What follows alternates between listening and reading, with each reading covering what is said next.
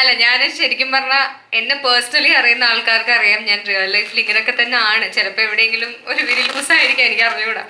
ഞാൻ ഇങ്ങനെയൊക്കെ തന്നെ ആണ് ഞാൻ സംസാരിക്കുന്നത്. ഇപ്പം ഞാൻ അങ്ങനെ ഫിൽട്ടർ ചെയ്ത് സംസാരിക്കാറില്ല. ചിലപ്പോൾ അതിൻ്റെതായിരിക്കാം.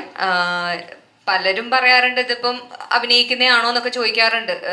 പബ്ലിക് സ്പേസിൽ വരുമ്പോൾ അഭിനയിക്കുന്നതാണോ എന്നൊക്കെ ചോദിക്കാറുണ്ട്. എന്നെ പേഴ്സണലി അറിയുന്ന എല്ലാവർക്കും അറിയാം ഞാനിങ്ങനൊക്കെ ആണ്, ഞാൻ സംസാരിക്കുന്നത് ഇങ്ങനെയാണ്. ഞാൻ ഫിൽട്ടർ ചെയ്യാതെ സംസാരിക്കുന്ന ഒരാളാണ് ബേസിക്കലി. അപ്പം അതുകൊണ്ടായിരിക്കാം അങ്ങനെ. അതിനെങ്ങനെ നോക്കിക്കാണുന്നു എന്ന് പറഞ്ഞാൽ ഇപ്പം ആൾക്കാർക്ക് ഇഷ്ടമാണെന്ന് അറിയുമ്പോൾ ആർക്കായാലും സന്തോഷമാണല്ലോ. ഇപ്പം നമ്മൾ സിനിമയിൽ വരുമ്പോഴായാലും അങ്ങനെ ഒരു റെക്കഗ്നേഷൻ കിട്ടുക, അല്ലെങ്കിൽ ആൾക്കാർ ഇത്രയും നമ്മളെ സ്നേഹിക്കുന്നുണ്ടെന്ന് അറിയുമ്പം അതിൻ്റെ ഒരു സന്തോഷം എന്തായാലും ഉണ്ടാവുമല്ലോ. അപ്പം I am very happy that അങ്ങനെ ഒരു രീതിയിൽ ആൾക്കാർക്ക് ഇഷ്ടമാണെന്നുള്ളതിൽ സന്തോഷം മാത്രമേ ഉള്ളൂ. അതെ അതെ. ജയഗണേഷിലെ ക്യാരക്ടർ നിധിയും RDXന്റെ മെയിൻ തമ്മിൽ ഒരു സാമ്യം ഉണ്ടാവില്ല.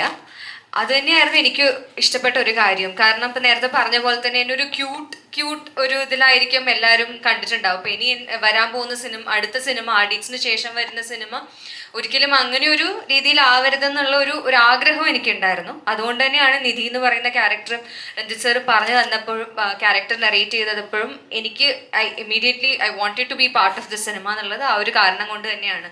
കാരണം വളരെ മെച്ചോർഡായ ഒരു വർക്കിംഗ് വുമൺ ആണ് നിധി. ഭയങ്കര ബോൾഡായ സ്വന്തം കാലിൽ നിൽക്കുന്ന ഒരു കുട്ടിയാണ് നിധി. അപ്പം ആ ഒരു വേരിയേഷൻ ഇപ്പോൾ RDXലെ ക്യാരക്ടറിനും നിധിക്കും അങ്ങനെ ഒരു വേരിയേഷൻ ഉണ്ടാവും. അതുകൊണ്ട് തന്നെയാണ് ഒരു ഈ പ്രോജക്റ്റിൽ ചെയ്യുമ്പോഴുള്ള എനിക്ക് സന്തോഷം പേഴ്സണലി ദറ്റ് ആ ഒരു ചേഞ്ച് ഉള്ളത് കൊണ്ട് തന്നെയാണ് എനിക്ക് ഇഷ്ടപ്പെട്ടത്.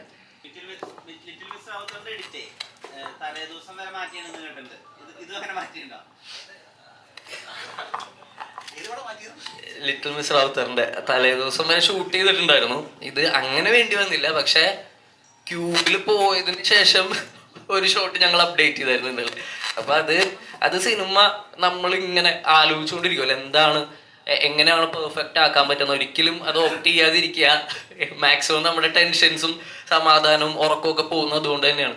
പക്ഷെ സ്റ്റിൽ നമ്മളൊരു പെർഫെക്റ്റ് അല്ല, ഏറ്റവും ബെറ്റർ സിനിമ കൊടുക്കാൻ വേണ്ടിയിട്ടുള്ള നമ്മളുടെ ശ്രമങ്ങൾ മാത്രമാണ് അതൊക്കെ.